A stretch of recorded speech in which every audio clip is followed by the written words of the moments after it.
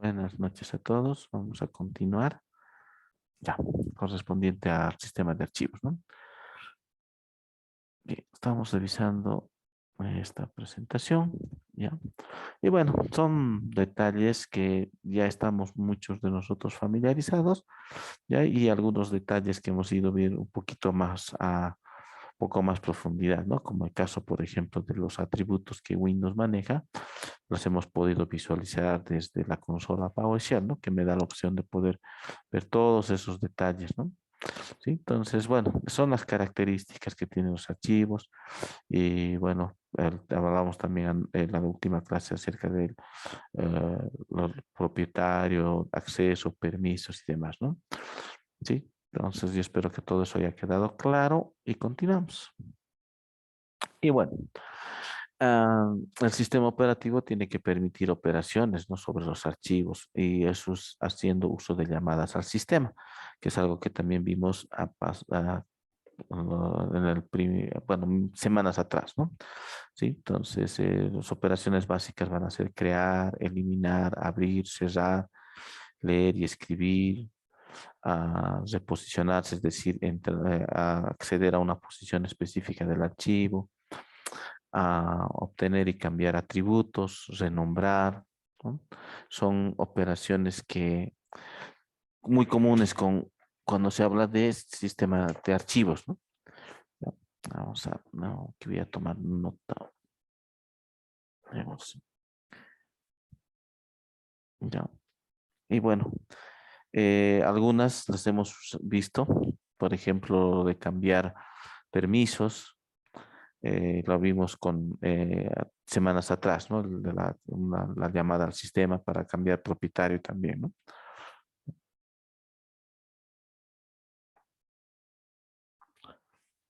Sí, bueno, hay otros que ya pueden cada uno de ustedes buscar ejemplos, como por ejemplo eso de buscar el seek, que es una llamada para poder ubicar una posición del archivo.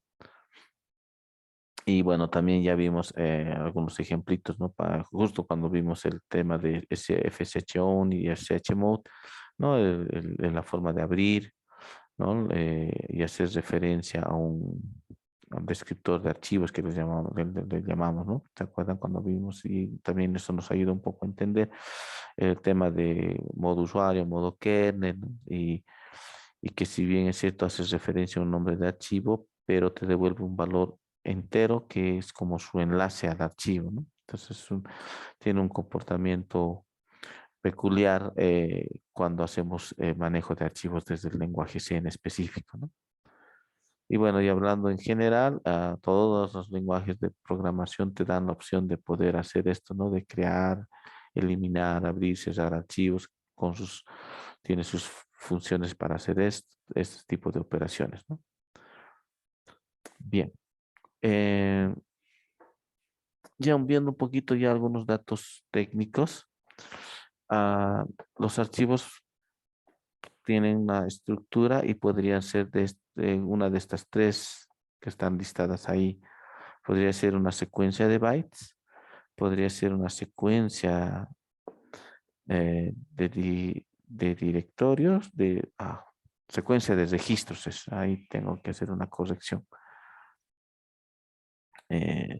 Ya, entonces eso lo voy a un momentito, lo corregiré nomás directo, si no se me va a ir.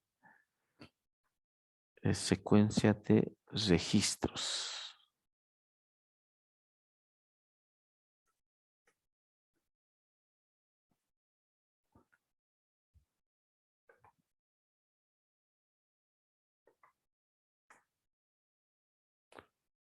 Ya.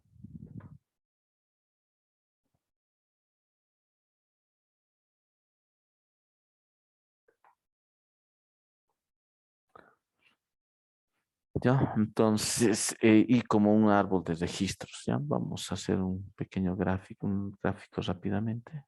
Vamos a hacer el gráfico. Bueno, una de las ideas es las estructuras. Este color, vamos a cambiar de color.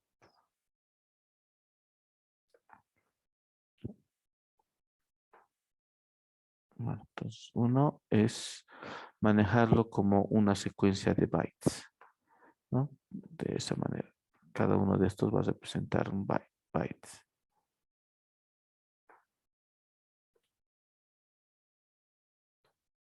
más o menos, ¿no? Esto hace referencia a que en el disco se va a, bueno, mover un poco más hacia adelante, ¿ya? A la presentación. Pues, vamos a verlo después, posteriormente, ¿ya? Más o menos esta es una graficación del disco y lo que actualmente se maneja es crear bloques de datos, ¿ya? Entonces, y en esos bloques de datos vas colocando los archivos. Entonces, un archivo podría ocupar un solo bloque o podría ocupar más bloques, ¿ya? Entonces, y estos bloques van a tener un tamaño, ¿no? Podría ser, generalmente es de 1024 bytes.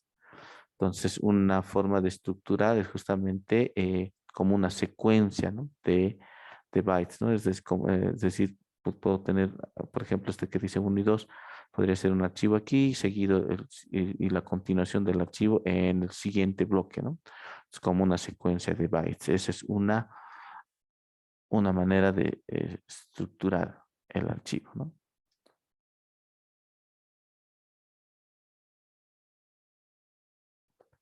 ¿Ya? Una secuencia de registros es algo similar, pero vamos a borrar aquí.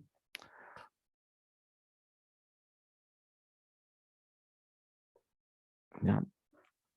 Eh, la idea de la secuencia de registros es es un tanto similar a la otra, solo que eh, se van a utilizar, bueno, no sé si se acuerdan cuando vimos lo de struct en cuando hicimos open listar archivos de un directorio. ¿No se acuerdan que les expliqué, ¿no? De concepto de registro, que es un tipo de dato compuesto por otros tipos de datos, ¿no? Entonces, una forma de estructurarlo también es justo como un registro, es decir, es un tipo de dato que va a contener campos, ¿no? Otros tipos de datos que le llamamos campos y esos campos van a tener, por ejemplo, un campo puede ser su atributo, otro campo puede ser su nombre y así, ¿no? Y el otro es como un árbol de registro, ¿no? Es decir, ah, algo como esto, ¿no? De tener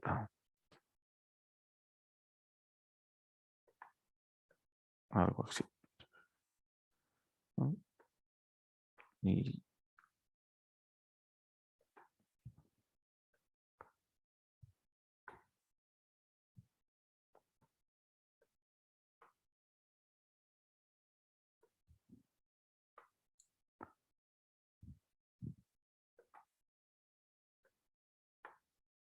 algo así. ¿No? Entonces, solamente para ejemplificar, ¿no? Ya, voy a posar. Y bueno,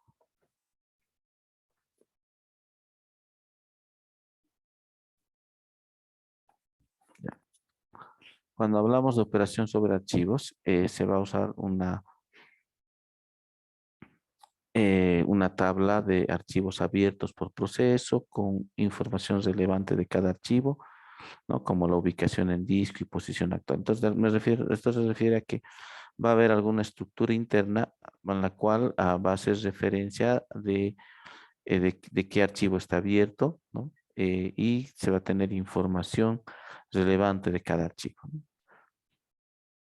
Y bueno, en el caso, lo siguiente también mencionar que los procesos antes de leer o escribir hacen una llamada, ¿no? Para abrir, ¿no? Y bueno, es una secuencia de llamadas también, ¿no? Que si nos acordamos las semanas atrás, igual vimos, ¿no? Te haces un open, después tienes otros tipos de operaciones, ¿no? Internas para poder acceder, ¿no? Ya, ¿qué más? Bueno, aquí sí voy a volver a revisar. Necesito hacer algunos ajustes. Ya. Ya, entonces, viendo un poco, bueno, pues refiero porque aquí yo nuevamente estoy haciendo referencia a la estructura, ¿no? La secuencia de bytes, registros y como un árbol de registros, ¿no? En el caso de la secuencia de bytes, va lo que les decía, ¿no? Un archivo va a consistir en una secuencia de bytes y Unix es el que maneja esa forma, ¿ya? Y, y bueno, voy a volver a hacer referencia otra vez a esto. Así que más adelante vamos a volver a revisar, pero ¿no? Entonces lo que sucede es que cuando creas un sistema de archivos, ya sea extendido 2 o extendido 3 o extendido o cualquiera, utilizas bloques de datos, ¿no?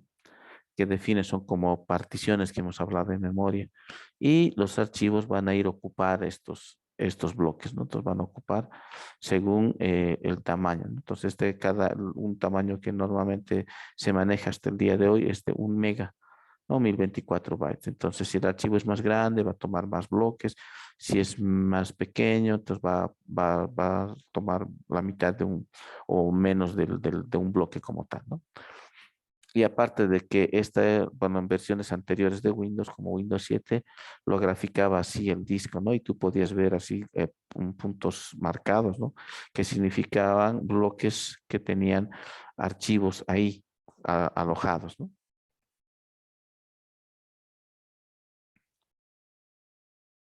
Ya, seguiremos. Bueno,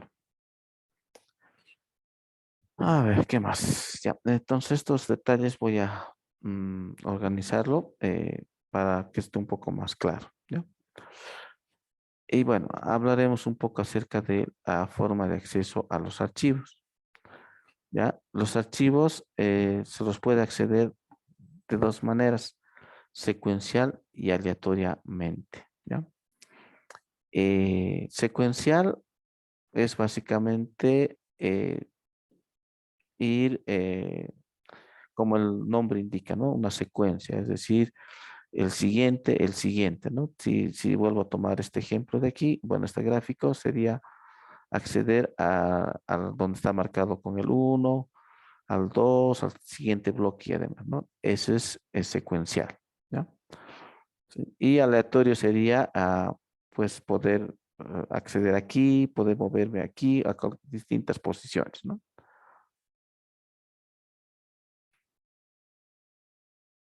En el acceso secuencial, los registros se van a leer uno a uno y en orden, ¿ya? Y las escrituras siempre se va a hacer agregando al final, ¿ya? Lo que la operación que alguna vez tal vez no sé si han escuchado, append, que es una de las operaciones, bueno, es el término en inglés, ¿no? Para hacer referencia de añadir una fila, bueno, un registro al archivo, ¿no? Básicamente, por ejemplo, tengo un archivo y es agregar al final del archivo un texto, ¿no? Entonces, a eso agregar se lo conoce como operación append, ¿no? Bien. Bueno, para hablar de esto, hablar un poco más acerca de de acceso secuencial, vamos a ver un poco de historia. Ya, déjenme abrir un momento el navegador. ¿Dónde estamos? Aquí está. Ya. Y les voy a mostrar un dispositivo que ya no existe, pero literalmente ah,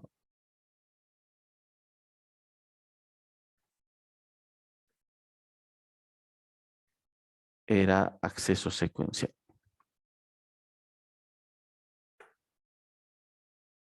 ¿Ya? Es un clásico que una imagen que todavía sigue vigente, ¿ya? Pero bueno, aquí lo podemos ver. ¿Ya? Eh, bueno, el Commodore 64 fue una de las primeras computadoras que en mi caso, en mi experiencia personal, tuve acceso, ¿no? Cuando estaba en colegio, me acuerdo que hubo un cursito de Comodoro me inscribí y es la primera vez que hice mi primer programa, ¿no? En computadora, ¿ya? Y bueno, aquí podemos ver la foto del Comodoro. Estamos hablando aquí en Cochabamba, ¿no? Sí. Entonces era básicamente esta era la terminal y bueno, lo conectabas a, a un monitor, ¿no? Y bueno, fue muy popular el Commodore 64, ¿no? Bueno, por lo menos a lo que era así, algo accesible para la mayor parte de la población, llegó a ser el Commodore 64, ¿no? Otro tipo de, me imagino, había otros tipos de sistemas, ¿no? De hecho, grandes empresas usaban una variante de Unix, ¿no? De hecho, la misma universidad usaba un PDP 1145, si no estoy mal, ¿ya? Pero bueno, el punto es de que algo así para las personas para los hogares estaba este Commodore 64, ¿no? Y también otro que era conocido también casi en su paralelo, el famoso Atari, solo que el Atari lo usaba más para juegos, ¿no? Bueno, ¿por qué les hago referencia al Commodore? Porque el Commodore, como pueden ver aquí, hay unas grabadoritas, ¿no? ¿Sí? Y este era pues era su lector de archivos. Literalmente los cassettes de música, los que ya no existen actualmente, pero donde grababas tu música, lo podías usar para guardar archivos, ¿ya? Entonces tú ponías aquí y pues tenías las opciones de rebobinar, como no sé si alguno llegó a usar las famosas VHS, ¿no? Entonces tiene, ¿no? Tenía su barra rebobinar para ir adelante. Entonces, este, por ejemplo, era el ejemplo puro de acceso secuencial, ¿sí? Ya que al ser una cinta, vamos a buscar aquí el cassette, una fotito del cassette que se utilizaba para guardar, ¿ya? Este, ¿no? Este de aquí, ¿ya? Que también ya es historia. Bueno, entonces, si se fijan, tenía una cinta, sobre esta misma cinta se guardaba la información, los archivos, y si se fijan, no hay cómo aquí, ¿no? Poder moverme de un lado a otro lado, ¿no? Directamente la lectura, aquí va a estar tu cabezal, donde está indicando el cursor del mouse. Entonces ahí es donde y literalmente, ¿no? Cuando lo colocabas en esa casetera, tenía su cabecera como de las caseteras de música, ese era su lector, y no había de otra, ¿no? Que esto tenía que girar hacia un lado y leer el archivo, ¿no? Esa era la única forma. Si quería buscar un archivo, ¿qué es lo que tenía que hacer? Tenía que rebobinarse este CD, este disco, o sea, bueno, rebobinarse hasta que, digamos, en la mitad de este lado llegue a este punto y pueda encontrar el archivo, ¿no? Entonces, eso así funcionaba. Por lo menos yo me acuerdo que eh, mi primer programa lo grabé en uno de estos cassettes, ¿no? Y, y bueno, el primer archivo se grababa justo en la primera posición y ya después de almacenar varios archivos, otros archivos estaban a la mitad de la cinta. Y cuando tenía que hacer la búsqueda, tenía que literalmente girar, rebobinarse hasta localizar el punto donde iniciaba el archivo. Entonces, una vez más, era un ejemplo de, acceso a archivo secuencial, ¿no? Este que estamos viendo, ¿no? Entonces, los registros se deben literalmente en este esquema antiguo que ya no existe, se leía uno a uno y en orden, ¿ya? Y además los archivos también estaban de la misma forma, ¿no? Es decir, un archivo completo estaba en toda la cinta, como la música, ¿no? Que en una determinada posición empezaba la música y un espacio de la cinta ocupa y ahí está toda la música, ¿no? De la misma manera, ¿no? Entonces, esto fue algo real que sí existió Y fue una forma de plantear el acceso a los archivos, ¿no? Cómo voy a leer el archivo, ¿no? Y una aproximación inicial fue esa de hacerlo de forma secuencial. El acceso aleatorio es acceder, leer, ya sea para lectura o escritura, en cualquier registro, en cualquier orden, ¿no? Y esto es bastante utilizado actualmente, ¿no? Y bueno, según el texto, he usado también un ejemplo de aplicaciones para esto es las bases de datos, ¿no? Pero no necesariamente, ¿no? Actualmente, esta es una de las formas de acceso, ¿no? El acceso aleatorio, el poder leer en cualquier orden, ¿sí? Entonces, bueno, una vez más voy a venir aquí, ¿no? A este dibujo, a este cuadrado. Entonces es poder leer un bloque aquí, moverme, después leer otro y después leer otro, ¿no? Y de hecho, cuando, bueno, ahora ya no podemos verlo, ¿no? Porque ya no tienes un defragmentador gráfico como anteriormente existía, ¿no? Se podía ver, ¿no? Cómo estaba distribuido y, y podías ver, digamos, cómo es, por todo lado estaban los datos, ¿no? Ya, no sé si hay todavía aquí una imagen, vamos a ver, defragmentar.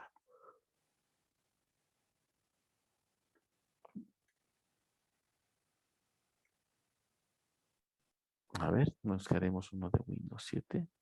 No, a ver, creo que hay una imagen aquí. Aquí está, una pequeña imagen.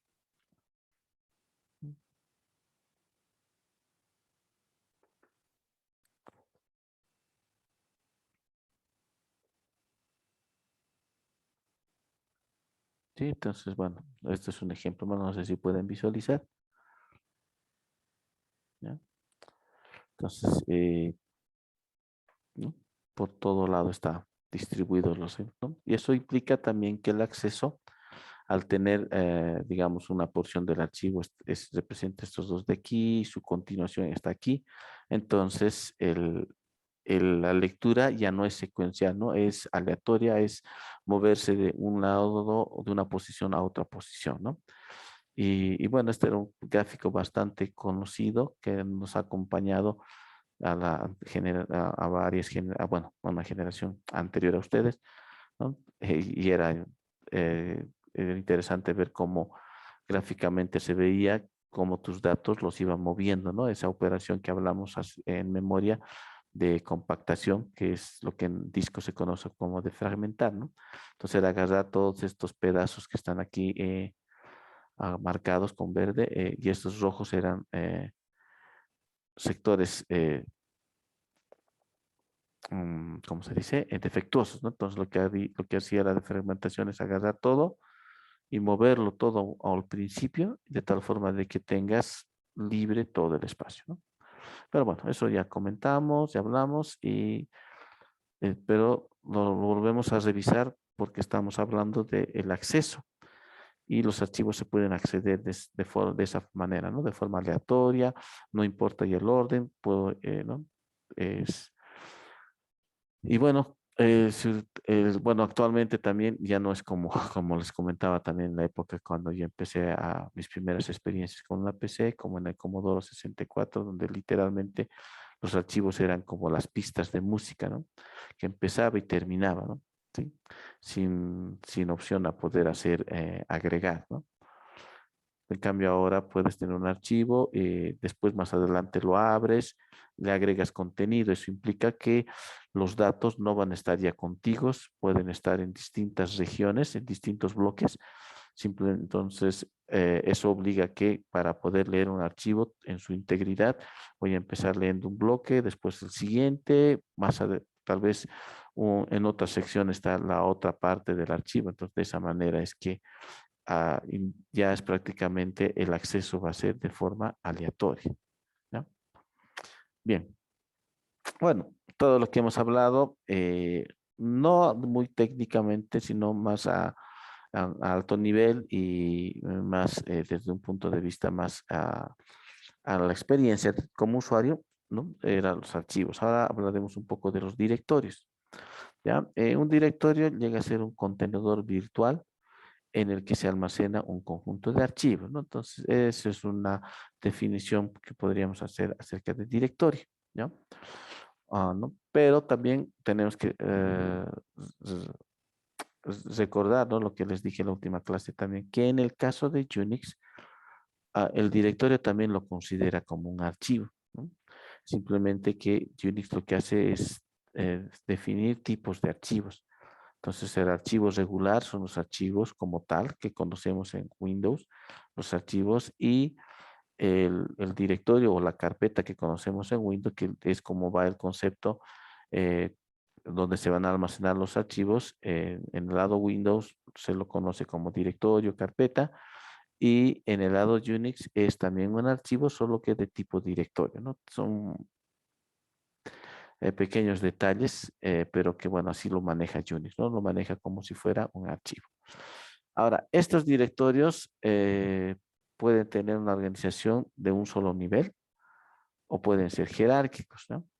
El de un solo nivel es simplemente un ejemplo de algo que ya no existe, ¿ya? Muy similar al acceso secuencial, ¿ya? Pero más refiriéndome, digamos, al dataset, así se llamaba, ese, donde se guardaba el lector de archivos, ¿ya? Eh, ya haciendo referencia de que ya obviamente esa forma de almacenar secuencial contigo ya no existe, ¿no? Y de la misma forma, una organización de un solo nivel no existe. ¿Qué implicaba? ¿Cómo sería esto de un solo nivel? Vamos a venir aquí. Vamos a hacer. Es básicamente tener un solo directorio. Este va a ser mi directorio. Y, y aquí adentro, vamos a hacerlo así,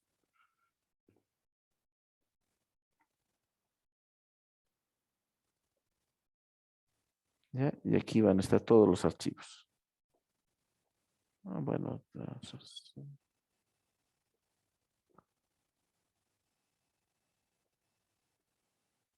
¿sí? Bueno, es una forma de ejemplificar, ¿no? Esto, me refiero aquí, va a ser archivo uno.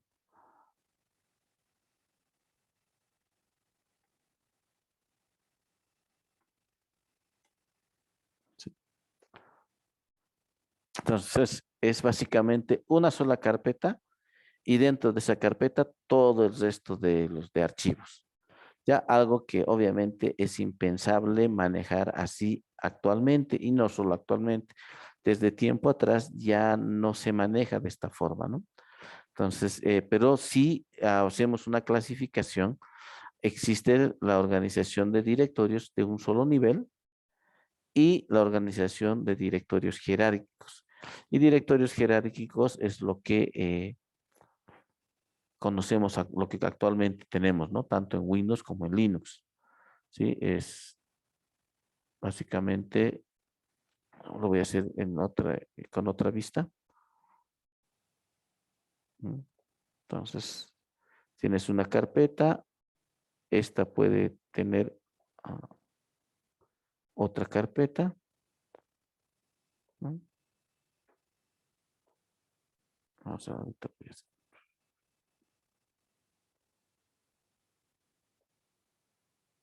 ¿sí? Entonces, actualmente, ¿qué es lo que tienes? Tienes un directorio y dentro de ese directorio puede haber otros directorios y cada uno de estos puede tener más directorios internamente, ¿ya? ¿Sí? Y además podría tener aquí también archivos, ¿no?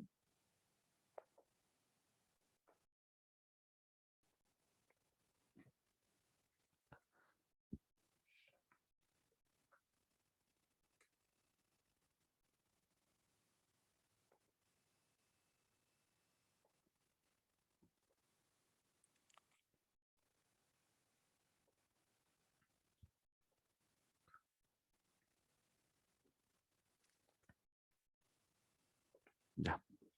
Bueno, entonces, la otra forma de organización que es la que actualmente se maneja es justamente hacer organizarlo de forma jerárquica, ¿no? Entonces tienes el nivel superior, después tienes el primer nivel y así, ¿no? Sucesivamente, ¿no? Entonces, y bueno, aquí ya podemos visualizar esta forma en nuestras máquinas, ¿no? Voy a borrar esto. Vamos a irnos un ratito a nuestra máquina Linux.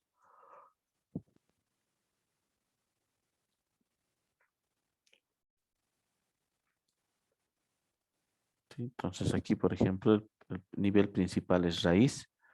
Este es todo su contenido. Puedo entrar a esta carpeta. ¿Sí? Aquí tiene archivos y tiene otras carpetas. Por ejemplo, este es. ¿Sí? Y aquí está, ¿no? Entonces, esa es una forma. Y en Windows lo propio, ¿no? Es algo que también ya muchos de ustedes posiblemente ya están bastante familiarizados, ¿no? Entonces, igual, aquí tengo uno principal que por donde va a empezar. Este es todos sus directorios que tiene. Puedo entrar a cada uno de estos, ¿ya? Y estos pueden a su vez contener otros directorios o contener archivos también, ¿no? ¿No? Por ejemplo, ya, ¿sí? Entonces, ese es algo, ¿no? Ahora, el primero que les dije de un solo nivel básicamente sería la unidad C y todos los archivos, ¿no? O un directorio y todos los archivos. Es algo que no es factible tenerlo de esa manera hoy en día, ¿no? No es ni siquiera hoy en día, desde tiempo atrás siempre ha tenido ese concepto de eh, contenedor, ¿no? Entonces, donde voy a colocar un conjunto de archivos o también a su vez directorios que a su vez pueden tener otros directorios o otros archivos, ¿no? Y bueno, podemos decir también que la información, dependiendo, digamos, del sistema de archivos, la información de directorios también se van a almacenar en archivos, ¿no? Entonces, en el caso de Linux, mucho de toda la operación del sistema operativo está en archivos, ¿ya? Se registra datos de los archivos en otros archivos, ¿no? Y en este caso los directorios tampoco son la excepción, ¿ya? Y bueno, lo que mencioné minutos atrás, también desde la óptica de Unix, a los directorios se los considera como archivos, ¿ya? Bueno, yéndonos un poco a Unix, para Unix el directorio va a ser una estructura en forma de árbol de subdirectorios, ¿ya? Entonces el directorio, lo que vimos hace un momento, ¿no? Tienes la raíz que está representado con el slash, ¿ya? Este va a contener un conjunto de archivos o directorios, ¿no? Y bueno, lo que conocemos, ¿no? Me refiero que tienes el punto principal de partida, que es el nodo principal. Esta contiene directorios.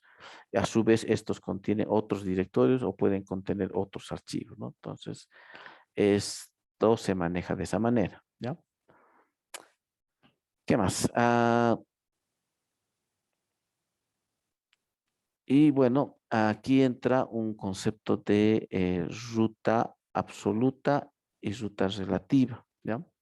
Entonces, cuando hacemos referencia a un archivo que está dentro de un contenedor, dentro de un directorio, entonces hacemos referencia al nombre como tal, pero también hacemos referencia a toda la ruta, ¿no? Desde el inicio, desde el inicial, punto inicial, que sería, digamos, el directorio raíz, por ejemplo, en el caso de Unix, hasta llegar al archivo, ¿no? Esto me estoy refiriendo a lo siguiente, ¿no? Vamos a ir a Unix, a Linux, y bueno, entonces tenemos aquí, por ejemplo, esto, ¿no? Este es, vamos a ver, ahora sí, este es, ¿no? La raíz.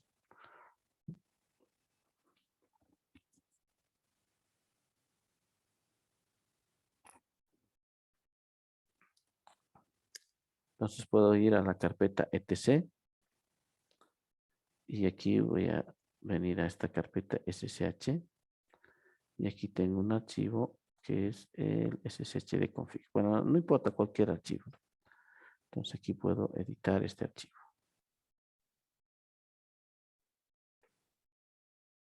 Ya. Bien. Entonces, lo que estoy queriendo decir cuando hablamos de ruta absoluta y ruta relativa, nos estamos refiriendo a que la ruta, o sea, el nombre del archivo ah, va a estar compuesto por todo la ruta que desde el punto inicial hasta el archivo, ¿no? Me refiero que en este caso sería, si quiero hacer referencia al archivo, ¿no? Una opción es que vaya a contenedor por contenedor, es decir, directorio por directorio y después editar el archivo, pero la otra alternativa es poder hacer referencia al nombre del archivo incluyendo su ruta de acceso, ¿ya? Que es básicamente decirle carpeta etc, carpeta ssh y archivo sshd, este, ¿no? Entonces, sé que puedes, ¿no? Es algo bastante simple, ¿no?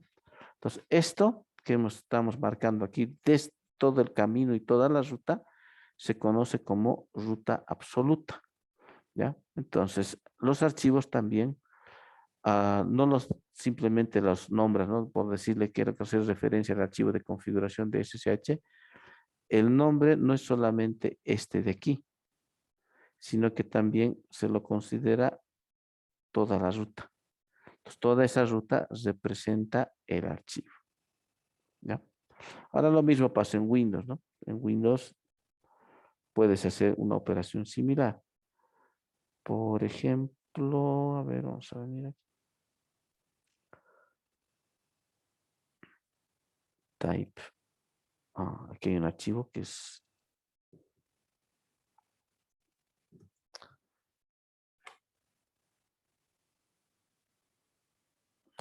está mal. Vamos a ver. Novedades.txt.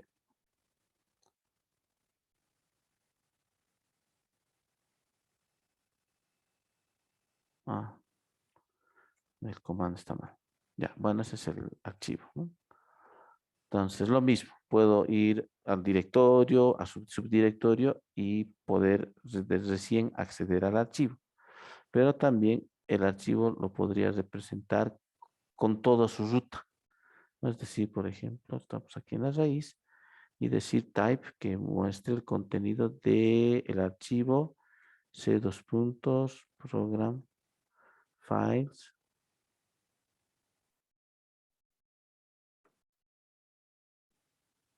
winrar,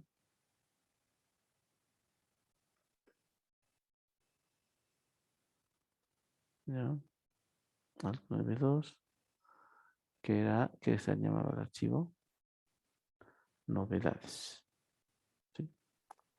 Entonces, toda esa ruta representa el archivo, ¿sí? Entonces, a eso hago referencia aquí, ¿no? Entonces, cada archivo va a tener un nombre único que va a ser compuesto de los nombres de todos los directorios en el camino desde la raíz hasta el archivo. Es decir, entonces el nombre también del archivo va a ser resultado de componer toda la ruta desde la raíz hasta el archivo, ¿ya? Entonces, yo puedo hacer referencia, bueno, y eso implica que yo puedo hacer referencia.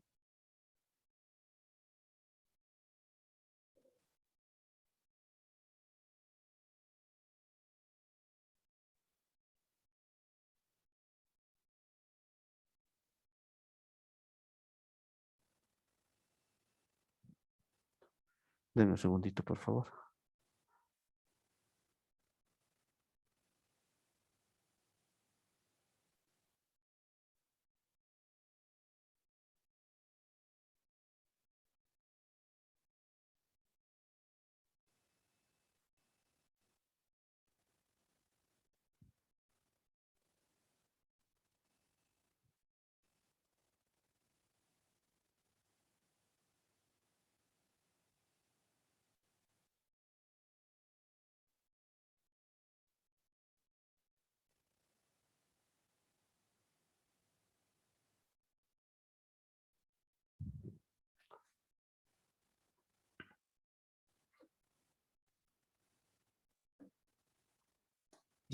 continuaremos. Esta vez no le puse pausa, vamos a continuar. Entonces, bueno, entonces decimos que el nombre va a ser también el resultado de componer toda la ruta desde el punto inicial hasta llegar al archivo, ¿no? Y eso también se puede utilizar para acceder, ¿no? Por ejemplo, quiero listar el contenido, voy a utilizar el comando type y le doy todo el nombre del archivo, ¿no? Que compuesto desde la raíz, C dos puntos, program files, barra, winrar, novedad, ¿no? ¿Ya? Sí, bueno, volveremos a la consola Linux. Entonces, esto ese puede ser aplicado de la misma forma, ¿no? Puedo usar, o sea, puedo, digamos, venir a un directorio, ir directorio por directorio, o simplemente también podría darle la ruta completa, ¿no? Al momento de hacer un cambio de directorio igual, ¿no? Entonces, a eso también se lo conoce como ruta absoluta, ¿no? Cuando estoy dando todo el camino desde la raíz, ¿ya? ¿Sí? ¿Está claro? ¿Alguna duda hasta aquí?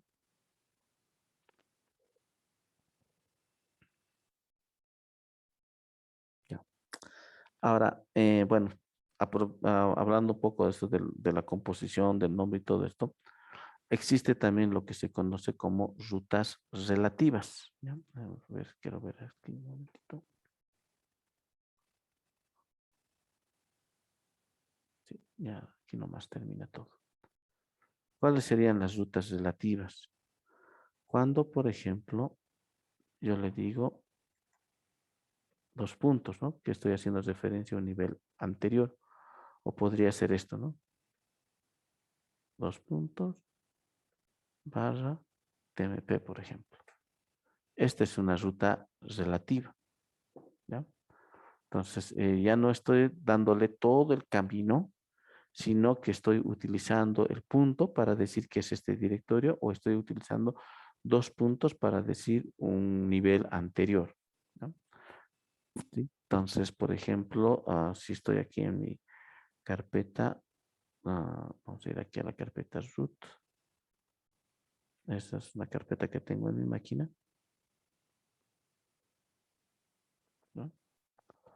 Entonces, puedo editar un archivo y puedo usar una ruta relativa. Decirle este directorio, carga carpeta y, y el archivo, ¿no? ¿Sí? Entonces ya no estoy haciendo referencia, ya no estoy dándole todo el camino, ¿no? La otra opción es darle de esta manera, ¿no? Es decir, aquí raíz, carpeta root, aquí es 1.20.22, carpeta comunicación y archivo, ¿no? Entonces lo otro directamente estoy diciendo el nivel actual y carpeta y esto, ¿no? Y esto creo que también lo vimos a tiempo atrás, los primeros días de clases. Justamente es, por ejemplo, cuando quiero hacer una copia, digamos, vamos a venir aquí, comunicación. Quiero hacer, quiero copiar un archivo a este directorio, ¿no? Le digo entonces copiar la carpeta etc, ssh, digamos sshd, y le digo punto. Entonces estoy dándole una ruta relativa, ¿no? No le estoy dando una ruta absoluta.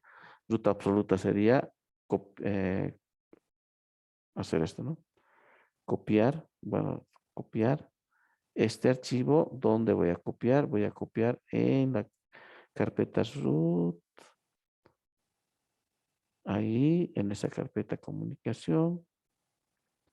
Bien, listo, ¿no? Entonces, de ese modo, ¿no? Entonces tengo una alternativa es esa, tener que utilizar todo el camino para llegar al archivo y la otra es usar rutas relativas, ¿no?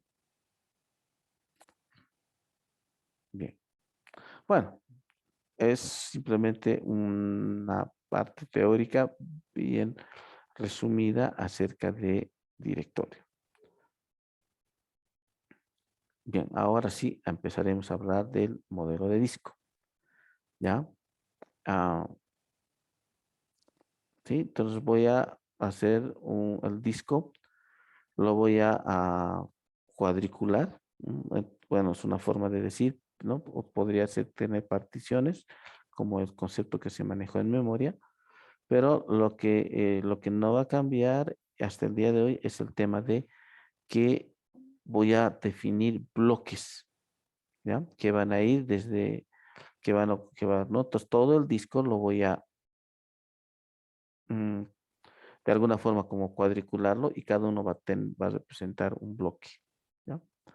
Entonces, esa es una forma, y una forma de manejar, bueno, ¿se acuerdan, no? En memoria usábamos una cinta para diferentes explicaciones acerca de la asignación de la memoria. En el disco, una representación es justamente colocar como la figura, ¿no? Un rectángulo cuadriculado, ¿ya?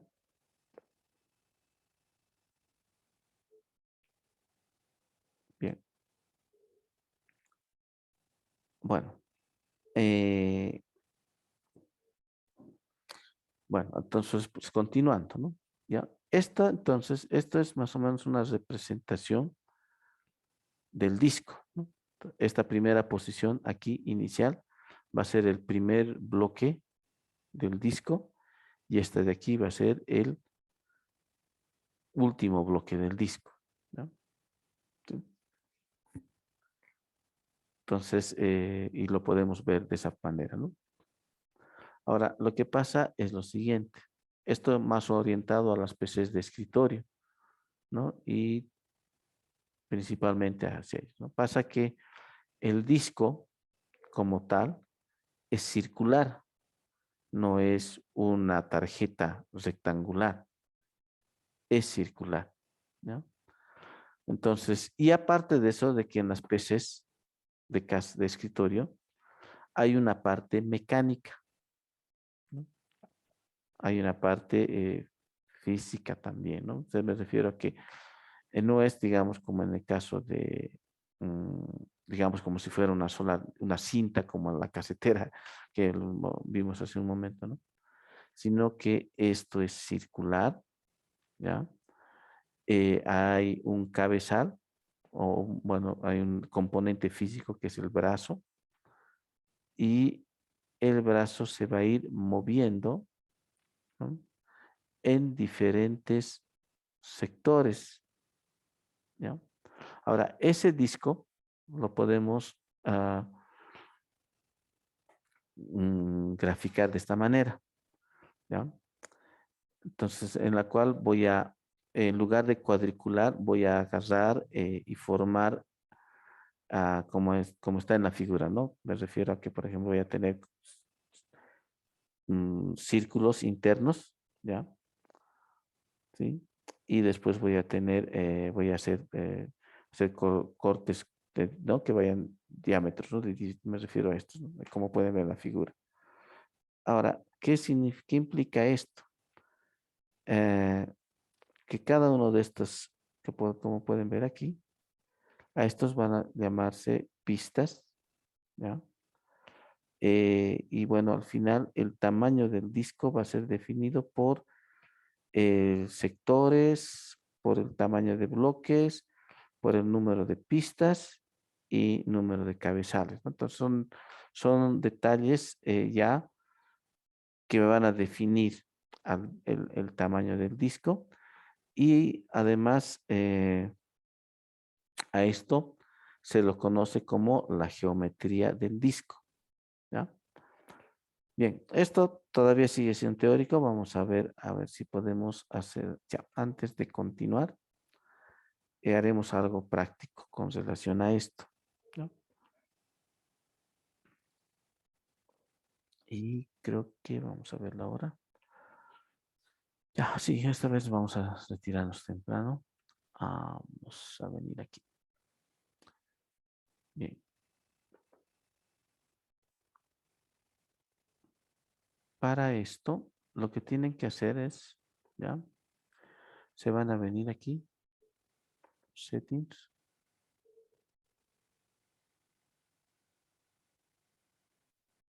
y lo que van a hacer es agregar un disco. Le ponen add ¿ya? Por ejemplo, por defecto eso, crear un nuevo disco, le dan un tamaño, ya le pueden cambiar el nombre, pero lo que sí pongan respeten la extensión, digamos, eh, prueba, ya, listo, se ha agregado, ¿no? Fíjense, aquí está. Bueno, en el caso de VMware y también VirtualBox, me permite poder agregar discos, ¿no?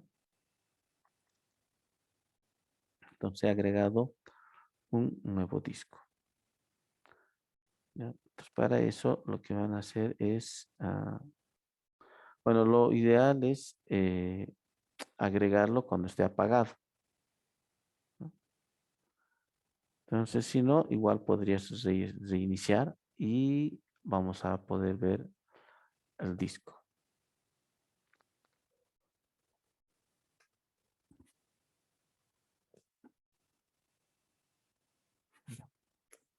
Ahora sí le pondremos pausa a la grabación.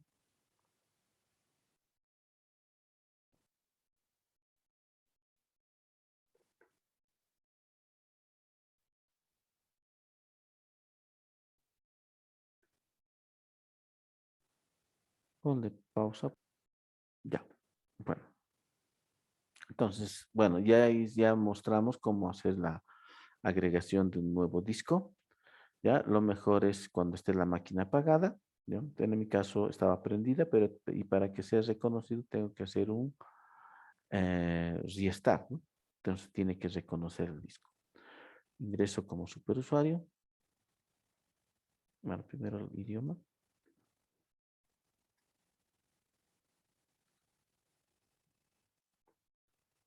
Listo. Ya. Y pueden ejecutar el comando fdisk-l. Ya. ¿Sí? Entonces, aquí pueden ver la lista de discos que tengo, ¿no? En mi caso tengo varios discos.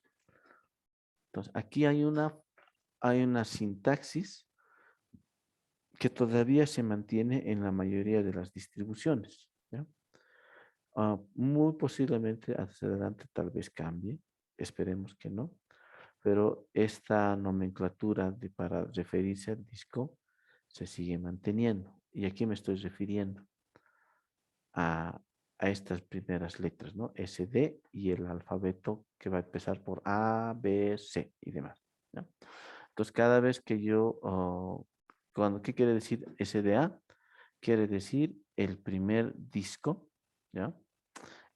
Físicamente, si fuera un escritorio, un PC de escritorio, una tarjeta madre, incluso tiene identificado, ¿no? Tiene varios, por ejemplo, para conectar SATA, tiene un conector y a su lado tiene otro y a veces puede tener más conectores. Entonces, uno de ellos está marcado como primario, ¿ya? O como número uno, ¿ya? Entonces, si nos imaginamos que tengo, digamos, cuatro ranuras para discos SATA en mi máquina, entonces el SDA es el primer disco, ¿ya? Entonces, algunos te lo marcan el número de conector. Entonces, el SDA significa el primer disco. Ahí tengo, fíjense, tengo otro que es el SDB. El SDB significa el segundo disco y así sucesivamente, ¿no? ¿Ya? Ahora, noten otro detalle. En el caso, aquí algo importante es identificar cuál es el disco que está siendo usado por el sistema, ¿no? Porque si hago alguna operación, que más adelante lo vamos a hacer, que es reparticionar, podemos matar el sistema operativo, ¿ya? Entonces, para esto, lo que tienes que visualizar es cuál es el que contiene el sistema. Y una forma es esta, ¿no? F-H, ¿ya? Entonces ahí te está mostrando, no es esto, un segundito, déjame un segundito, BLKID. Ya, bueno, a ver. En este caso, en nuestro caso actual, ya unos minutos más nos vamos a quedar, ¿sí? En nuestro caso es simplemente darnos cuenta de lo siguiente, ¿no? El primer disco va a ser el SDA, ¿ya? Entonces, ese es el primer disco. Entonces, todos los discos que agreguemos, uno va a ser SDB, el otro va a ser SDC, ¿sí? Hasta ahí está claro, ¿no? Entonces, el A, ¿sí? En la mayoría de los casos contiene el sistema. Eso quiere decir que ese disco no tengo que tener cuidado, ¿no? De no borrar, porque si no, no va a levantar el sistema operativo, ¿ya? Estamos claros, ¿no? Hasta ahí, entonces, es ese. Después noten que el disco tiene un número. El número representa la partición, ¿ya? Entonces, las particiones van a ir eh, enumeradas, ¿no? Partición uno, partición 2, ¿no? Y sucesivamente, ¿ya? Entonces, esa es la forma de identificar al disco, ¿ya? Entonces, es colocar toda la ruta de barra y si es disco. Y bueno, y esto ya es por defecto, esto quiere decir es casi esta S, ¿no? Entonces, los SATA son considerados también como discos SCSI, así que los va a identificar como SDA. Entonces, eso para manera de empezar, ya vamos a hacer después el particionamiento y formateo y demás detalles relacionados, pero primero tenés que empezar por entender que la nomenclatura para hacer referencia al disco, ¿ya? Entonces, toda, todo este dato de SDA1 está haciendo referencia a la primera partición del primer disco. Pero si le quito el 1, estoy haciendo referencia al primer disco. Entonces, por eso es importante entender, ¿no? Porque cuando tú particionas, tú le das como parámetro de entrada el disco, no la partición. Y cuando formateas, no le das el disco, sino le das la partición, ¿ya? Pero bueno, vamos a posteriormente ver un poco más adelante algunos otros detalles, ¿ya? Bueno, en todo caso, los comandos que lo voy a usar frecuentemente va a ser uno, el blkid, ¿ya? Que me va a mostrar los discos y sus particiones, y otro que es lsblk, ¿sí? Que me muestra lo mismo, solo que en forma de árbol, ¿no? Aquí está SDA y sus dos particiones, ¿ya? Y el otro, y clásico que hasta el día de hoy y va a seguir existiendo por mucho tiempo, el FDisc. Ponemos la opción menos "el" y me va a listar todos los discos. Si quiero un disco en particular, le digo deb sdb, por ejemplo, ¿no? Me va a mostrar, ¿no? Aquí pueden ver, me está mostrando que este disco tiene eh, una, dos, tres, cuatro particiones, ¿no? Y una partición para que se conoce como, que se utiliza para poder crear particiones lógicas. Extendido, ¿no? Partición extendida. Bien, bueno, al final he llegado a este punto simplemente para que puedan ver esta información, ¿no? Fíjense, información del disco, 21 gigas, tamaño, la cantidad en bytes, y aquí está hablando de 257 cabezas, 63 sectores, 2.600 cilindros, ¿ya? Y el total de sectores. Y aquí dice que la unidad, ¿no? Un sector de 1 es de 512 bytes, ¿ya? Entonces, esta información es la que se conoce como la geometría del disco, ¿ya? En esta versión te da esta información. Un poquito esto ha cambiado en la versión nueva, pero en general, para poder hacer referencia a un sector específico del disco, se maneja esta información, ¿no? Cabezal, sector, cilindro, ¿no? Y bueno, aquí también de su lado podrían ustedes averiguar más detalles acerca de la geometría del disco. Aquí hace referencia, digamos, el sector, el cilindro y otros detalles. ¿Ya? Bueno, vamos a quedar aquí. ¿Ya? Vamos a poner pausa en la grabación. Ah, ¿alguna consulta antes de retirarnos?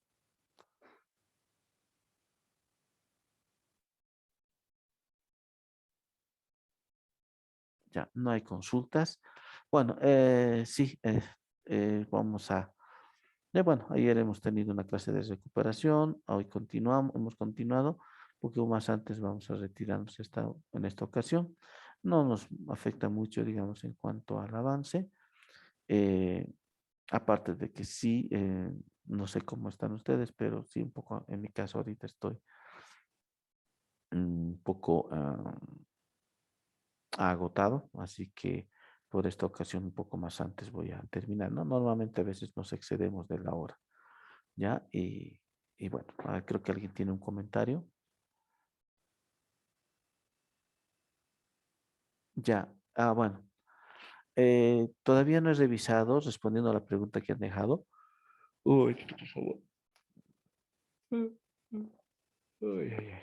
Lo siento, mil disculpas. De verdad que de repente me vino como cuando es viernes, ¿no? Algo así. Ah, el jueves vamos a revisar esto, ¿ya? Ahorita no he revisado Classroom todavía, no sé cuántos trabajos se han enviado, entonces según eso voy a tener un estimado, ¿ya? Comentarles también que como dicto la materia de ASO, también voy a utilizar los espacios libres que tengo para revisar ASO. Entonces, vamos a ver si vamos a hacer una revisión rápida, que es lo que quisiera, pero también voy a ver, digamos que tal vez solamente yo lo haga correr, ¿ya? Entonces el día jueves revisaremos eso, por favor. Todavía no tengo la cantidad de grupos que son. De alguna forma eso va a influir, ¿no? Si son varios grupos, es muy probable que yo nomás revise, pero si son pocos grupos, bueno, cuánto es más, cuánto es menos. Normalmente, digamos, hemos trabajado con 10 grupos hasta 20 grupos, ¿no? Si son 10 grupos, que no podríamos hacer la revisión, pero si, digamos, supera los 20, ahí tengo que ver, tengo que organizarme de otra manera, ¿ya? Eso para responder. ¿Alguna otra consulta?